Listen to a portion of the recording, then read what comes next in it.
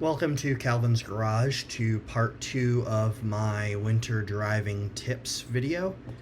This is part 2, and it contains some more advanced tips for people who are still wanting to increase their winter driving ability, but maybe have some of the basics down that I covered in my first video. So if you are completely new to winter driving, I would recommend that you watch both parts. Rule number 7 is to be able to recognize situations, especially bad situations, during winter driving. Now, of course, this takes practice, but being able to recognize the road conditions and the dangers is very important. Do you see ice? Is there a bunch of slush? Is it loose snow? Is it hard-packed snow? Each of these contain different hazards that require different driving. Another thing to know is how the roads in your area are maintained and how much traffic that they get. A road with little traffic that isn't plowed often is probably going to have loose snow. A road with fewer cars that is plowed more often, usually these are the roads that the plow trucks drive on to get to other roads. They're probably going to have hard-packed snow. And hard-packed snow, in my opinion, is the best type of snow to drive on. Now, a road that has more traffic but also a lot of plows that go through may be pretty good, but it might have some slush and is more likely to have ice as it cools down.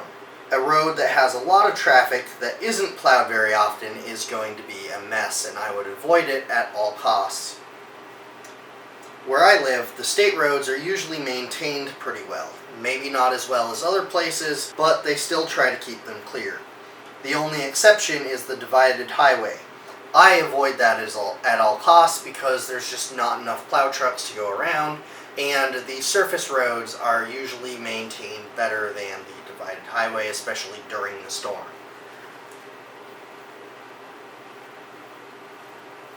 The town roads are usually not horrible during the storm because although the plow trucks don't come through as often, there's just not a lot of people out driving during the storm.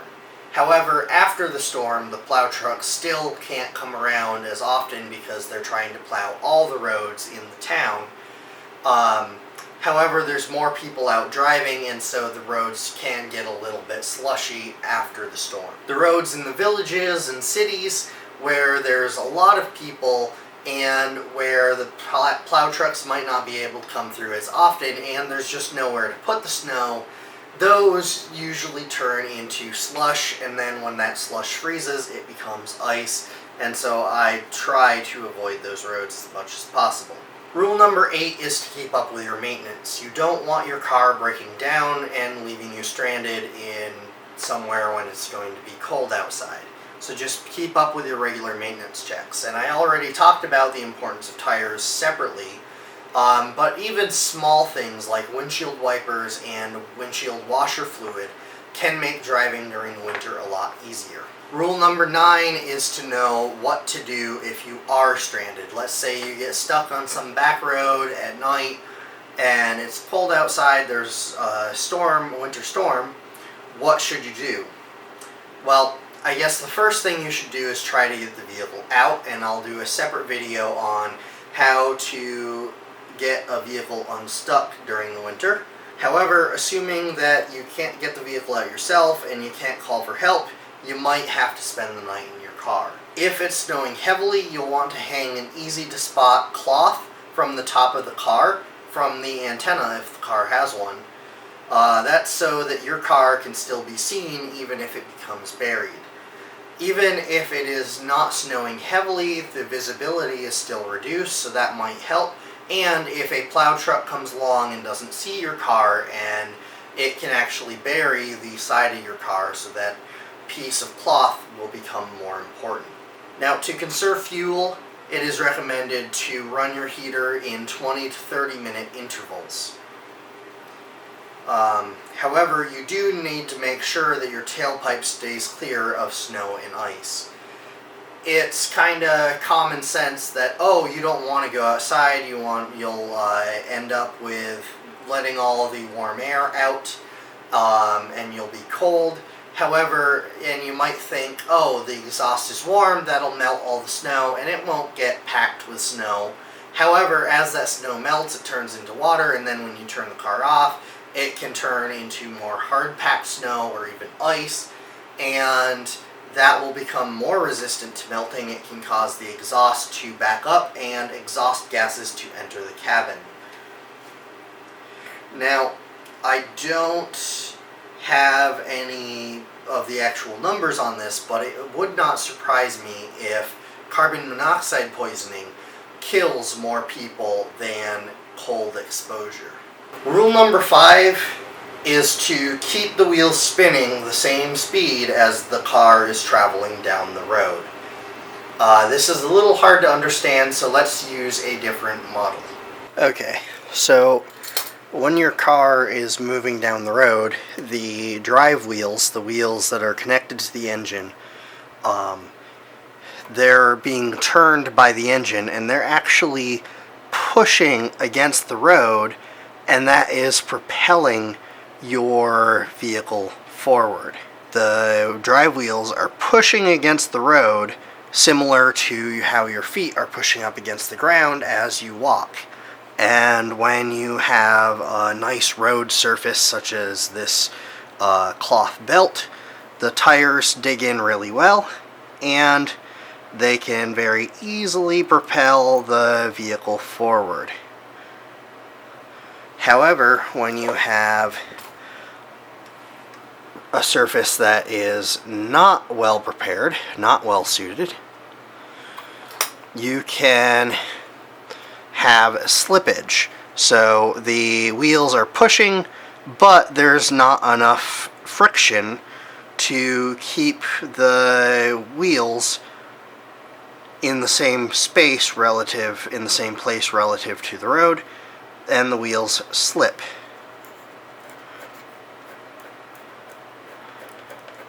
Now, I said that you need to keep the wheels spinning at the same rate as you are traveling down the road. You don't want the wheels spinning faster than how fast the truck is actually moving down the road, because when the wheels are spinning loosely and there is no traction, those wheels the wheels turning is not doing anything for you.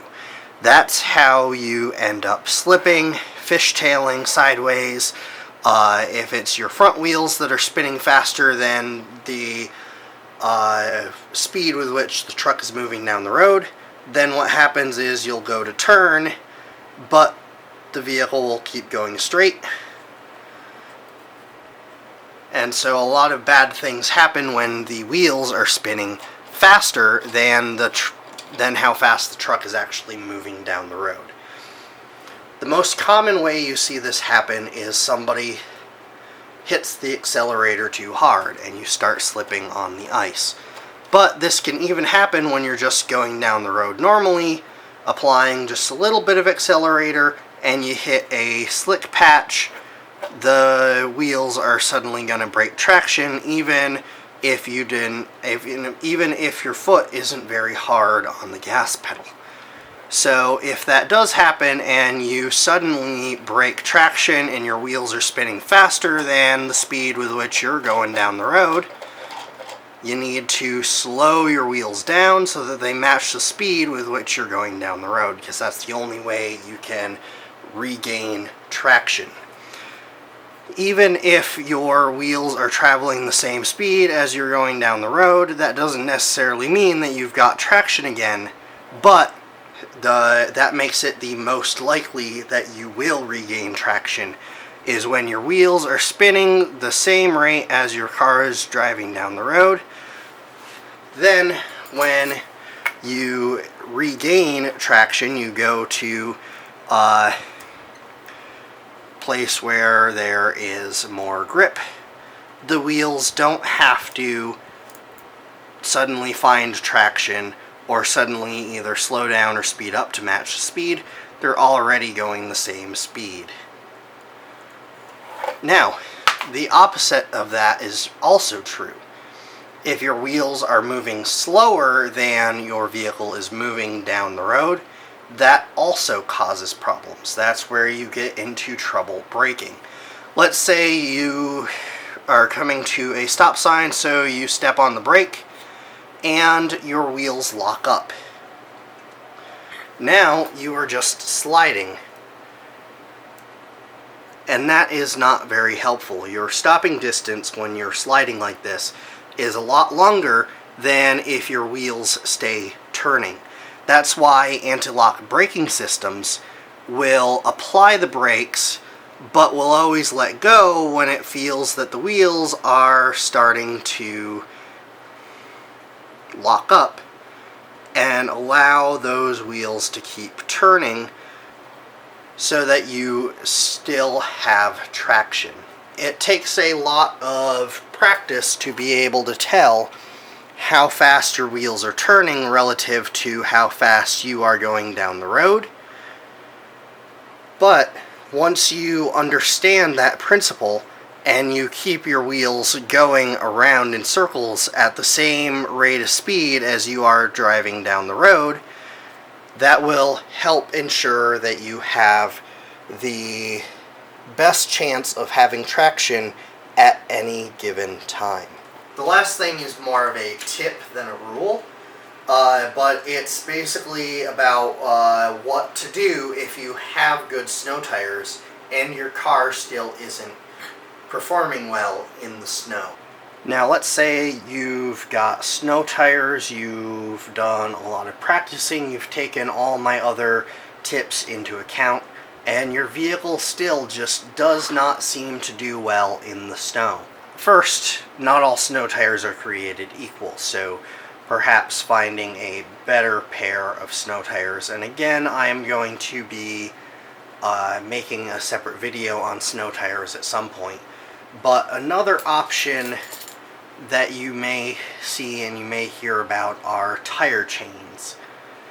Tire chains pretty much take metal chains. In this case, I don't have any small tire chains, but we can demonstrate that using this belt. So you saw that when I have the belt under here, the wheels have much better traction than they do on the plain wood of the table. So the wheels have more traction. It can push the vehicle down the road. So instead of just driving on here, what happens if you were to wrap this belt around the tires to give the tire better grip? So now the belt is providing a surface that can help gain traction, and that's the same idea with chains. However, chains are meant to help specifically with ice. Yeah, depending on the design of the tire chains, they might help in deep snow and slush and things like that. But really the purpose of the chains is sort of like metal cleats. They help to dig into the ice. So they dig into the ice and they can help the tire push off of the ice and help the tire gain traction. There is another type of winter weather gear that is found specifically on emergency vehicles that have to run in all kinds of weather. These are called drop chains. The idea is you drop some chains down, and normally they're held up here in the wheel well, and they're on a hydraulic cylinder so that they will go down with the push of a button in the cab. And they're just these chains that kind of hang there, and depending on the specific design, they might rotate.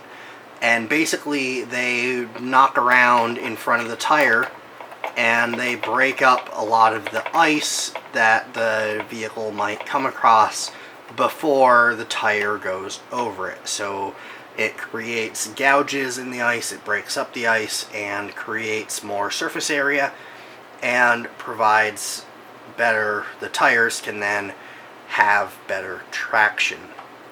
So that is another option if your vehicle, these are typically found on large vehicles and are very, very common on emergency vehicles. But they are an option of how your vehicle can perform better. Another option is to deflate the tires. By deflating the tires, you create more surface area, and that creates more traction. You can also, if your vehicle is rear-wheel drive, you can add more weight in the back. So right now, the tires spin very easily. You can see these tires spin pretty much freely on this surface here, but if I were to add some weight to the back of the truck, now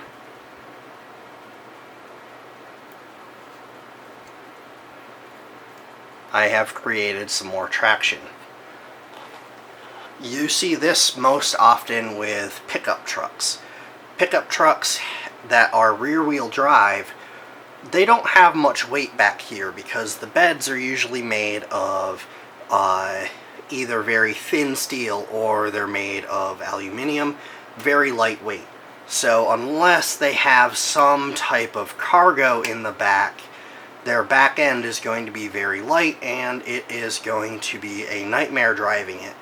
That's why a lot of trucks that are sold up north have all-wheel drive, because the tires up here can help to drive the vehicle forward. So a lot of people will drive around with sand in the back of their vehicles during the winter. This helps because, number one, if they come across ice, they can scoop sand out of the back of their truck to put underneath their wheels and help to gain traction that way.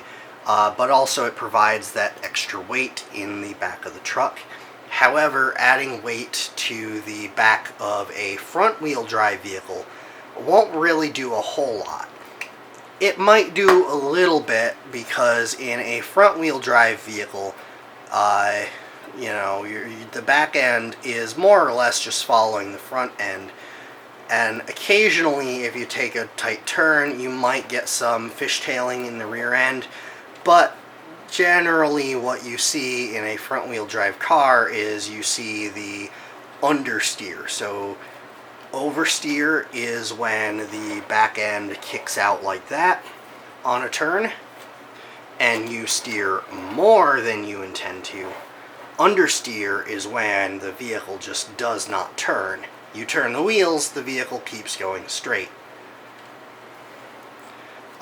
So weight in the back end doesn't necessarily help in a front-wheel drive car, but it can definitely help in a rear-wheel drive car.